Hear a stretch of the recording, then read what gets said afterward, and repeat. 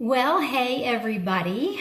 This is Cheryl Pace, and I hope you're enjoying the chilly weather. It's starting to feel a little bit like Christmas.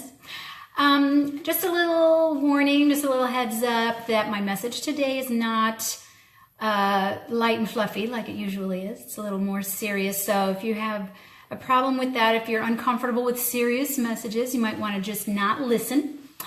However, I am directing this message towards people who have ever felt shame, who have ever felt less than, insignificant, who have let someone else define them. My pastor, one of my pastors, Jason Burns, on Sunday challenged us to have 30 seconds of insane courage. And so I'm about to have 5 minutes of insane courage because I'm going to share something that's really, really personal. I think that I've chatted with you before about my health challenges, so everybody knows about that, but I don't think I've ever shared my emotional ones, even though I think they're kind of correlated. But I'm willing to bet that I'm not alone when I tell you about this. I have let other people define me in the past. And what I mean by that is maybe it didn't happen for you when you were a little kid. Maybe for you it happened, later on in life with a significant other, maybe a spouse, but someone who was very close to you, who was supposed to love you unconditionally, who was supposed to be kind and supportive and make you feel safe and important, didn't. Maybe it was a parent. Maybe it was a good friend. Maybe it was your best friend. Maybe it was a family member or a spouse. But they said things or they acted in a way that made you feel embarrassed or not good enough. Maybe they made you feel invisible or worthless, like a big pain in the butt. Well, this is really traumatic no matter when in life you experience it, but it's especially traumatic if it happens when you are younger, during your formative years, if it happens consistently, and if it happens, with your parent, which is, in my case. Don't tell anybody that I said that. Anyway, you start to doubt yourself. You start to lose your confidence. You get depressed. You feel like you have nothing to offer. And in my case, I did not believe that I deserved food. Okay.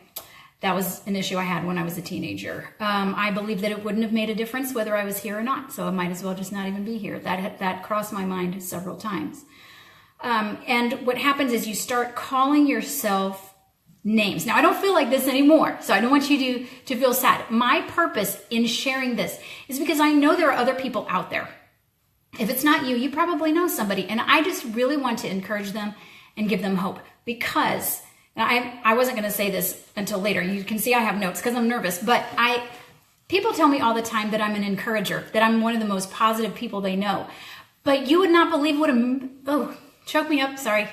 miracle that is.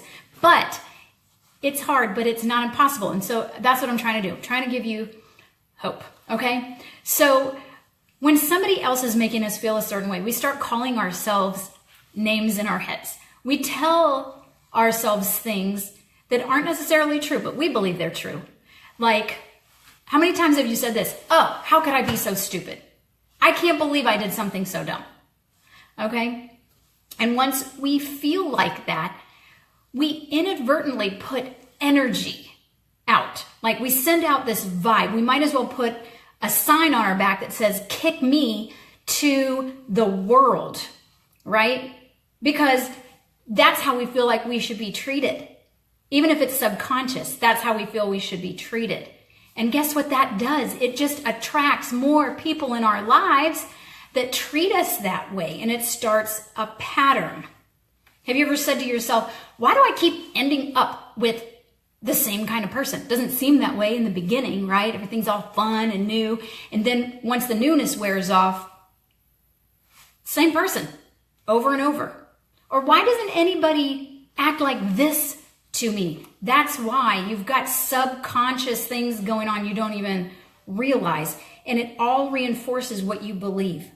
about yourself. And you're so focused on how you are that you look around the world and you find evidence to support that everywhere you go. It seems like there's no way out of this, but I'm here to tell you that there is. Okay, Newton's law says that for every action, there's an equal reaction. So, simple, not necessarily easy. All you have to do is start loving yourself. And there you go. It's fixed, right? Yeah. Easier said than done. So how do you undo all of the damage? How can you, how can you replace it? Well, first I'm going to tell you this. And it's important that you know this because I want you to know how extreme it was. I used to truly, really hate myself, okay? I thought I was ugly. I thought I was worthless. Not even worth the breath that I breathed. I felt like a burden, and I would literally, this is embarrassing, but I would get so overwhelmed, I would beat myself up, like physically. I would beat myself, okay? That's how badly I felt about myself. But I have learned to love myself. I can honestly say that I love myself. I'm not saying it to be conceited. Amen, Lucia. Yes, definitely a huge part. I had absolutely no confidence. Now I do have confidence. Otherwise, can you imagine? I mean, I'm talking on Facebook Live, right? Okay. And I used to put myself down. I was nicer to everybody else than I was my own self. But now I give myself grace. I say kind things to myself. I don't say bad things to myself anymore. So how did that happen? Well, it was a process, I'll tell you that. And it wasn't an easy one, but it's just like you get a splinter that's annoying and it hurts. But if you're afraid of that needle that's going to dig it out and those tweezers, you're going to just leave it in there and it's going to fester and it becomes infected and it affects your whole body. That's what happens when you don't deal with your emotions, with your pain. Isn't it easier just to endure one moment of like, youch, and get it out for lasting relief? It's scary, but I promise you can do it. So for me, this is what it took, okay? Maybe for you it's different, but here's some ideas. First of all, I had to go to counseling. It took me 6 or 7 counselors. I remember my very first counseling session. I paid my money, I sat down, and I cried for an hour. It was the best counseling session ever. Totally worth it. But you have to find, and maybe I wasn't ready to hear what they had to say, but I found a counselor that really I clicked with. I went to church and I listened to sermons, but it takes more than just listening. You have to implement what you learn. I had to face my pain. That's when I wrote my book that I'm editing right now. It took a long time because I didn't want to go back and think about all of the stuff that I had been through. It was painful, but I'll tell you what, the more I wrote and the more I told my story, the less it stung. I had to weed out some of my friends. You know deep down those friends that are really not good for you, right? They bring you down.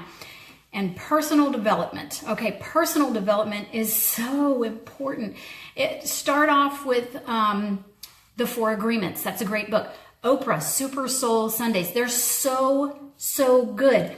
And what it does is all of that garbage, right? All of that baggage that's in your head, it got there from repetition. People saying the same things over and over and over. You have to replace that, but you have to read and listen consistently. It took repetition to get it in. It's going to take repetition to get it out and to replace it. So eventually, you start saying kind things to yourself, right? You are able to rename yourself. When you think about it, who are you going to let name you? That parent who abused you or neglected you? That damaged you emotionally? Are you going to let that friend who is always really looking out for themselves and not you, are you going to let them name you? The significant other, your spouse who made you feel like crap, worthless, and stupid, are you going to give them the power to name you? Why do we let these people name us? Don't let those sick-minded, damaged, and in my notes I put jackasses because that's really how I feel. Don't let them name you. Pray for them because they need help, but don't let them label you. So did you know, and I just looked this up, I promise, I'm not pulling this out of my head, The odds of you existing are 1 in 10 to the 2 millionth power. Actually, it's more than 2 millionth. That's basically 0. The odds of you existing are almost 0, okay? So that's enough evidence to prove that we are all here for a reason.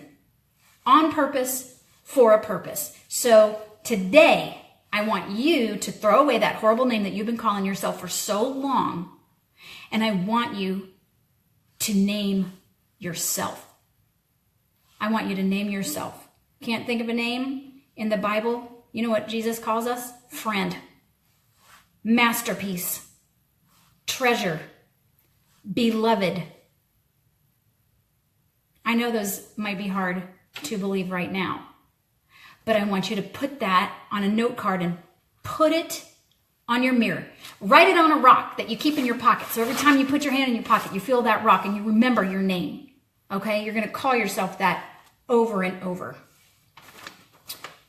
So the other day, I had a trigger. Okay? I've come a long way. Okay? I'm more emotionally healthy than I have been probably in years, right? Okay, but I had a very bad reaction to something that happened that made me realize I still had some work to do. So I took a deep breath. I got over it quickly, which is the good news. And then the next day, and Lucia, I'm glad you're listening because you're one of these people. The very next day, I'm not joking, I had 6 people reach out to me and tell me that I had affected their life in a positive way. I'm not saying that to boast by any means. I'm just saying that it was very humbling, and it made it evident to me that I am here for a reason, and so are you. But you can't fulfill that reason until you realize that there really is a reason, right? You have to get there, and that starts by pressing through and renaming yourself. And once you do press through, you are going to have an unbelievable and unique advantage and honor of helping other people who have gone through similar things. That, I have so much more I could say, but if you want to know more, then maybe someday you can read my book. All right, so anyway, I hope you guys got something out of this message. If you did, I would really love it if you would share it. This is my purpose. Help me fulfill my purpose in encouraging other people. Share the message. And, leave a comment. Leave a comment and just let me know your feelings about it, okay? Tell me what you think your purpose is. I would love to hear that. That would be awesome. All right, and you guys have a wonderful day. And I promise the next message is going to be light and fluffy. All right, talk to you soon.